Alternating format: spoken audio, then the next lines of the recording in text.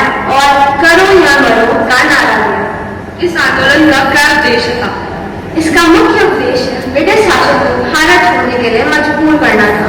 इस आंदोलन के तहत लोगों ने पूरी तरह से ब्रिटिश शासन के खिलाफ विद्रोह किया और स्वराज की मांग की। इस आंदोलन ने लोगों को एकजुट किया और उनके अंदर एक नई ऊर्जा भर दी।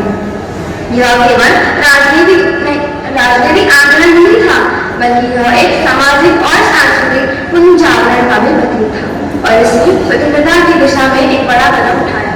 इस आंदोलन ने यह भी सिखाया कि एकता और संघर्ष से कोई भी चुनौती पार की जा सकती है। यह हमें प्रेरित करती है कि हम अपने देश के लिए समर्पित रहें और अपने अधिकारों के लिए संघर्ष करें। आइए हम सब मिलकर इस संघर्ष की भावना को जीवित रखें और अपने देश की सेवा में अपने कर्तव्यों का पालन करें।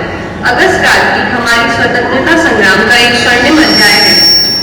यह हमें प्रेरित करता है कि हम अपने अधिकारों और स्वतंत्रता की रक्षा करें और देश की प्रगति के लिए निरंतर प्रयास करें। अब हम उन नारों को याद करेंगे जिन नारों से देशवासियों में एक नया उत्साह भर दिया और ब्रिटिश शासन के खिलाफ विद्रोह की भावना को भर दिया।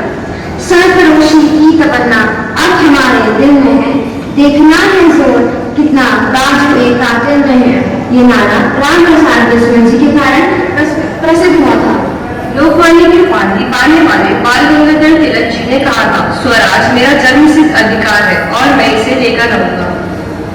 सुभाष चंद्र बोस जी का ये नारा बच्चा बच्चा जानता है, तुम मुझे खून दो मैं तुम्हें आजादी दूंगा।